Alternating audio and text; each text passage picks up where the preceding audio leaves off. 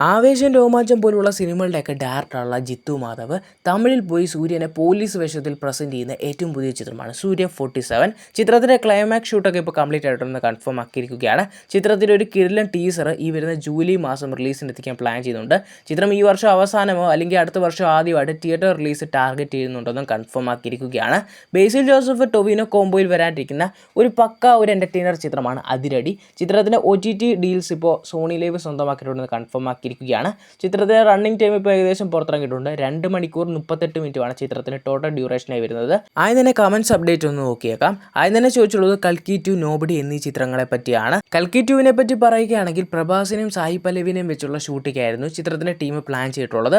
പക്ഷേ സായി പല്ലവിയുടെ ചില health issues ഒക്കെ കാരണം ആ ഒരു ഷെഡ്യൂൾ നിർത്തിവെച്ചിട്ടുണ്ടായിരുന്നു. അതിന് പകരം ഒരു ഫ്രഷ് ഷെഡ്യൂൾ സ്റ്റാർട്ട് ചെയ്തിട്ടുണ്ട്. പ്രഭാസിനെ വെച്ച് ഏകദേശം ഒരു 4 ദിവസത്തെ നൈറ്റ് ഷൂട്ടായിരുന്നു അവർ പ്ലാൻ ചെയ്തിട്ടുള്ളത്.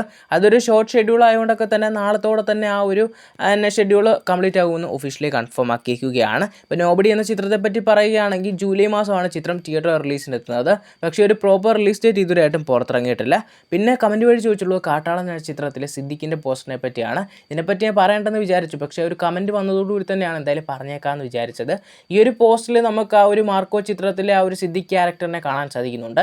ഒന്നെങ്കിൽ ഡിഫറെൻറ്റ് ടൈം ലൈനിൽ നടക്കുന്ന ഒരു കഥയായിട്ടായിരിക്കും വരുന്നത്, ഒരു യൂണിവേഴ്സ് കണക്റ്റ്, അല്ലെങ്കിൽ ആ ഒരു മാർക്കോ എന്ന ചിത്രത്തിൽ ആ ഒരു സിദ്ദിഖിൻ്റെ ക്യാരക്ടറിനെ ഈ ഒരു ചിത്രത്തിൽ പ്ലേസ് ചെയ്തു എന്നേ ഉള്ളൂ.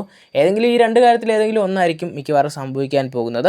അടുത്തതായി ചോദിച്ചുള്ളത് ആനിമൽ 2വിനെ പറ്റിയാണ്. ഇപ്പോൾ സന്ദീപ് റെഡ്ഡി വാങ്കയുടെ സ്പിരിറ്റ് എന്ന ചിത്രത്തിന് ശേഷം ആനിമൽ 2 ആണ് പുള്ളി ഡയറക്റ്റ് ചെയ്യാൻ പോകുന്നതെന്ന് കൺഫേം ആക്കിയിട്ടുണ്ട്.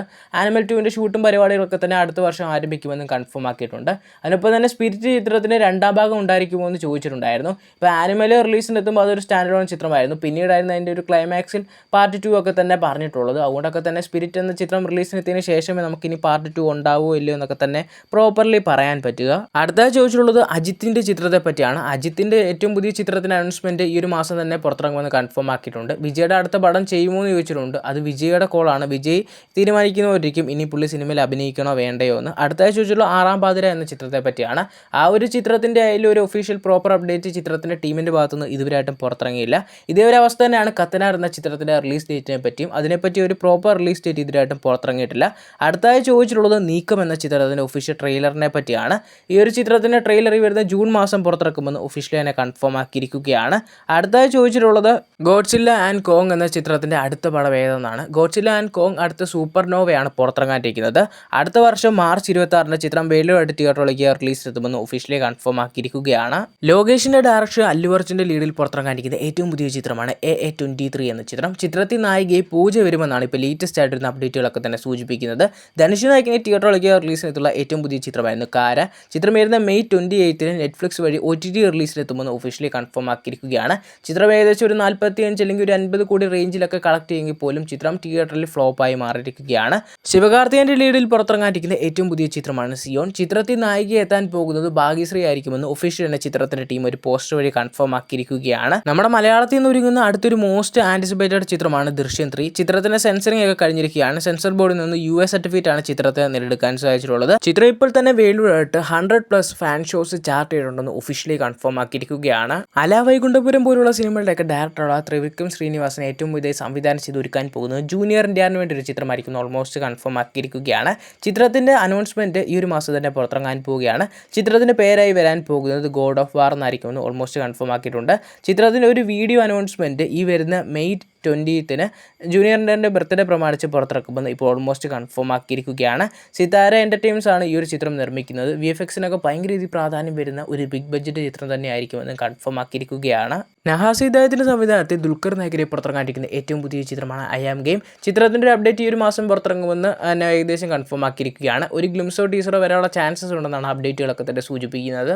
വിജയുടെ ലീഡിൽ പുറത്തിറങ്ങാനിരിക്കുന്ന ഏറ്റവും പുതിയ ചിത്രമാണ് ജനനായകൻ എന്ന ചിത്രം. ഈ ഒരു ചിത്രത്തിൻ്റെ സെൻസറിങ് പ്രശ്നങ്ങളും ലീക്കായ പ്രശ്നങ്ങളും അങ്ങനെ ഒരുപാട് പ്രശ്നങ്ങളെയൊക്കെ കടന്ന് ഈ ഒരു ചിത്രം ഇനി ബോക്സ് ഓഫീസ് സർവേയിങ് നടക്കുമോ അല്ലെങ്കിൽ വിജയിക്കുമോ എന്നുള്ളൊരു സിറ്റുവേഷനിൽ വിജയ് CM ആയി പിന്നീട് ഈ ഒരു ചിത്രത്തിൻ്റെ ഹൈപ്പ് പതുക്കെ വീണ്ടെടുത്ത് തുടങ്ങുകയായിരുന്നു.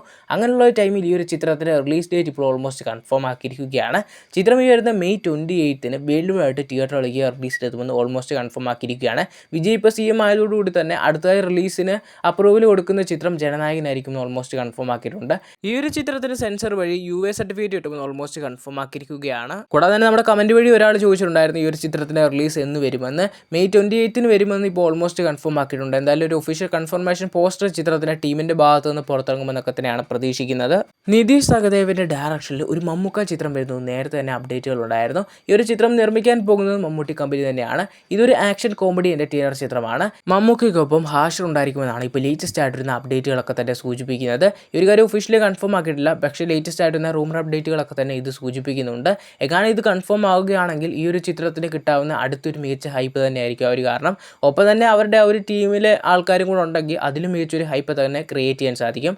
കാരണം വാഴ 2 ഇത്രയും വലിയൊരു ഹ്യൂജ് സക്സസ് ആയതോടുകൂടി തന്നെ ആ ഒരു ടീം തന്നെ ഇപ്പോൾ നല്ല രീതിയിൽ തരംഗമായിരിക്കുന്ന ഒരു സിറ്റുവേഷൻ കൂടാണ്. എന്തായാലും ഈ ഒരു പ്രൊജക്റ്റ് ഒഫീഷ്യലി കൺഫേം ആക്കുകയില്ലോ എന്നൊക്കെ തന്നെ അറിയത്തില്ല. പ്രൊജക്റ്റ് ഒഫീഷ്യലി ഏകദേശം കൺഫേം ആക്കാനുള്ള ചാൻസ് ഉണ്ട്. ബട്ട് ഇതിൽ ഹാഷിർ ഉണ്ടോ ഇല്ലോ എന്നൊരു കാര്യം ഒരു ഒഫീഷ്യൽ കൺഫർമേഷൻ വരുന്ന ദിവസങ്ങളിൽ ഉണ്ടാകും എന്നുള്ള പ്രതീക്ഷയും കാര്യങ്ങളൊക്കെ തന്നെ ഉണ്ട്. എന്തായാലും ഈ ഒരു ചിത്രത്തിൻ്റെ കൂടുതലായിട്ടുള്ള ഒഫീഷ്യൽ കൺഫർമേഷൻ അപ്ഡേറ്റ്സിനായി കാത്തിരിക്കുക.